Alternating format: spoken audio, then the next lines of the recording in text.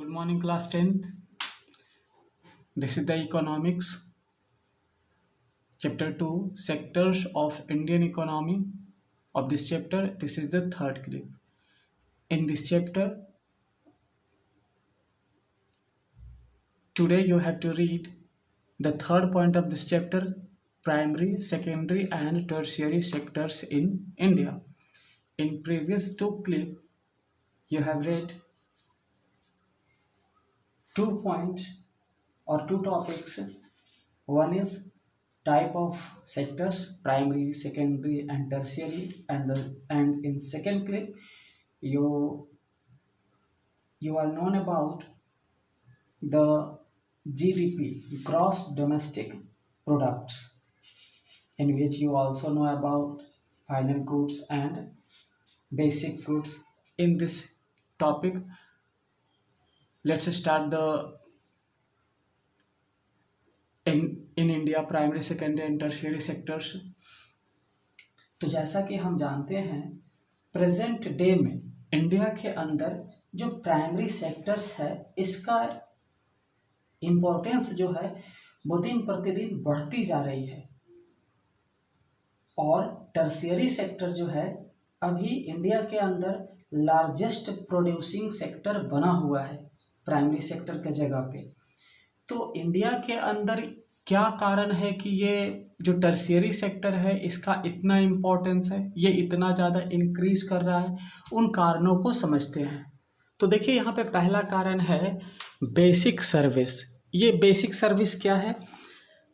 Countries जो है बहुत सारे सर्विस प्रोवाइड करता है, जैसे hospitals, educational institutions, post and telegraph services, police stations, court, village administrative officials, municipal corporation, defence, transport, bank, insurance companies etc।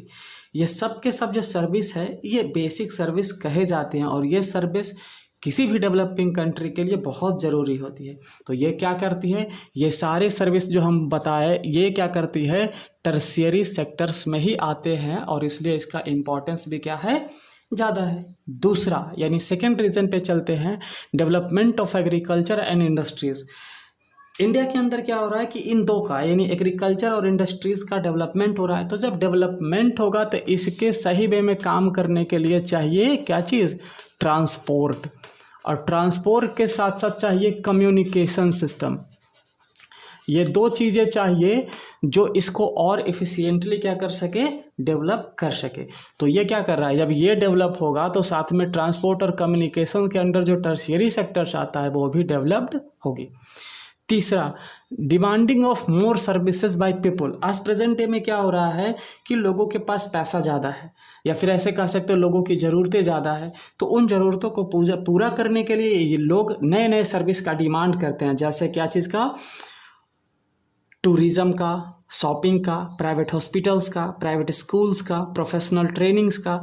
ये सारी चीज़ें भी जो अभी हम एग्जाम्पल बताए ये सब के सब टर्शियरी में ही चले जाएंगे। फिर फोर्थ, आज अभी क्या देख रहे हैं कि आज न्यू सर्विसेज, जैसे न्यू सर्विसेज में टेक्नोलॉजी में बहुत सारे टेक्नोलॉजी, इंफॉर्मेशन और कम्युनिकेशन में बहुत सारे न्यू सर्विसेज आए हैं जो टर्शियरी से ही बिलोंग करते हैं। तो ये चार कारण है जो टर्शियरी सेक्टर्स के इम्पोर्टेंट को क्या करता है, दिखाता है, और यही वजह है कि टर्शियरी सेक्टर्स में प्रोडक्शंस भी ज़्यादा है। अब इसके बाद देखना है अगला टॉपिक। अब देखना है अगला टॉपिक, वो है अगला शॉर्ट टॉपिक, अंडर एम्प्लॉयमेंट और डिस्गाइज्ड अनएम्प्लॉयमेंट। तो चलिए इसको समझते हैं। कैसे इसको समझिएगा, पहले ये जान लीजिए कि इन तीनों सेक्टर में किस सेक्टर्स में ज़्यादा से ज़्यादा लोगों को एम्प्लॉयमेंट मिल रहा है, कहाँ किस सेक्टर में ज़्यादा से ज़्यादा लोग एम्प्लॉयड हो रहे हैं। तो देखने में आया है कि प्रोडक्शंस सेकेंडरी और टर्शियरी सेक्टर में ज़्यादा है, बट एम्प्लॉयमेंट जो है वो सबसे ज़्यादा है प्राइमरी यानी एग्रीकल्चरल सेक्टर में। ऐसा क्यों, यहाँ पे कुछ कारण भी हम बता रहे हैं कि प्राइमरी सेक्टर्स में ही क्यों है इस तरह से, मतलब ज़्यादा से ज़्यादा एम्प्लॉयमेंट। तो इसका कारण है कि जो इंडस्ट्रीज़ होती है वो पहले के कंपैरिजन में 9 गुना ज़्यादा डेवलप्ड हुई है, बट ये रोज़गार सिर्फ क्या करती है, 3 टाइम ही एम्प्लॉयमेंट दे पाती है। इसी तरह से जो टर्शियरी सेक्टर है। इसमें भी क्या हुआ है कि 14th टाइम एंशिएंट के कंपैरिजन में, पहले के कंपैरिजन में 14th टाइम इसमें इम्प्रूवमेंट हुआ, डेवलपमेंट हुआ है। बट ये क्या करती है, जो एम्प्लॉयमेंट देने की बारी आती है तो ये एम्प्लॉयमेंट भी मात्र 5 टाइम्स ही दे पाती है।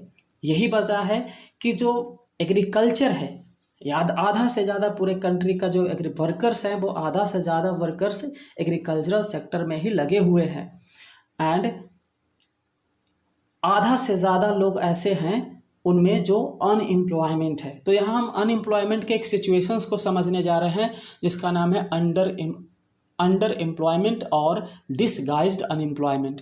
तो चलिए देखते हैं क्या है ये। पहले इसको समझने से पहले हम देखते हैं कि एग्जाम्पल नाम है लक्ष्मी का। एक छोटा सा किसान है ये लक्ष्मी, जिसके पास मुश्किल से 2 हेक्टेयर ज़मीन है और वो भी अनइरिगेटेड, मतलब पानी की फैसिलिटी नहीं है। वो बारिश पे ही डिपेंडेंट रहती है और मुश्किल से वो क्या करते हैं 2 फसल ज्वार और अरहर उपजा पाती है। अब इसको उपजाने में उसके परिवार के 5 मेंबर लगे हुए होते हैं सालों भर, जबकि वास्तविकता ये है कि वो जो सारे के सारे जो काम करते हैं वो अपना एक्चुअल जो इफोर्ट होता है वो नहीं लगा पाते हैं। उसमें से कुछ ही लोग ऐसे हैं, 5 में से कुछ ही ऐसे हैं जो अपना पूरा का पूरा इफोर्ट लगा पाते हैं। मतलब एक ऐसा सिचुएशन है अंडर एम्प्लॉयमेंट जहाँ पे लोग काम करते हुए दिखते हैं बट उनका जो क्षमता होता है उस क्षमता से बहुत कम वो करके दिखाते हैं या करते हैं। तो उसी को अंडर एम्प्लॉयमेंट या अनएम्प्लॉयमेंट कहा, डिसगाइज्ड अनएम्प्लॉयमेंट कहा जाता है। अब दूसरा हम एग्जाम्पल लेके चलते हैं। दूसरा एग्जाम्पल यहाँ पे आप देख सकते हैं। दूसरा एग्जाम्पल क्या दिया हुआ है, सुखराम का। अब मान लो कि उस 5 मेंबर्स में से जो लक्ष्मी का 5 मेंबर है फैमिली का, उसमें से 2 मेंबर सुखराम के यहाँ चला गया और 2 मेंबर क्या किया, वहाँ पे साल भर काम किया तो एक्स्ट्रा अर्न कर लिया मजदूरी करके। अब 5 के जगह पे खेत में मात्र 2 के जगह पे 3 बचे, 5 के जगह पे। तो इन तीनों के वजह से भी प्रोडक्शन पे कोई इफेक्ट नहीं पड़ा। अब प्रोडक्शन पे इफेक्ट नहीं पड़ा, उतना ही प्रोडक्शन हुआ। इसका मतलब क्या है कि जो 2 वर्कर थे उस खेत में वो एक्स्ट्रा थे, वो अपना इफोर्ट पूरी तरह से लगा नहीं पा रहे थे। तो इस तरह के रोजगार को, जो दिखता है कि रोजगार कर रहे हैं लेकिन वास्तविकता ये है कि वो सही वे में रोजगार नहीं कर रहे होते हैं। तो इस तरह के सिस्टम को कहा जाता है अंडर एम्प्लॉयमेंट या डिसगाइज्ड अनएम्प्लॉयमेंट। अब ये सवाल क्रिएट होता है कि ऐसे लक्ष्मी जैसे किसान इंडिया में लाखों की मात्रा में है और एग्रीकल्चरल में इन्वॉल्व है, एग्रीकल्चरल प्रोडक्शन में उनकी ज़रूरत भी नहीं है बहुत सारे वर्करों को, फिर भी लगे हुए हैं क्योंकि कोई दूसरा काम है ही नहीं। ऐसे ही आपको शहरों में भी देखने को मिलेगा, पेंटर्स हैं, प्लम्बर्स हैं, रिपेयर पर्सनस है, बहुत सारे टांगा चलाने वाले हैं, स्ट्रीट वेंडर हैं, दिन भर काम करता है बट उस काम के अनुसार उनको पैसे नहीं मिल पाते, तो वो सब भी अंडर एम्प्लॉयमेंट को ही झेल रहे हैं। तो सवाल यहाँ खड़ी हो जाती है कि आखिर ऐसे लोगों को ज़्यादा से ज़्यादा रोजगार कैसे क्रिएट किया जा सकता है। तो यहाँ पे देखना है ये तरीके जो शायद इस वीडियो क्लिप में नहीं एक्सप्लेन कर पाऊँगा क्योंकि टाइम्स ज़्यादा हो रहा है। ये सारे तरीके मैं आपके लिए अगले वीडियो क्लिप में लेकर के आऊँगा। तो आज का टॉपिक यहीं तक रहने देते हैं, अंडर एम्प्लॉयमेंट और डिसगाइज्ड अनएम्प्लॉयमेंट तक ही। धन्यवाद।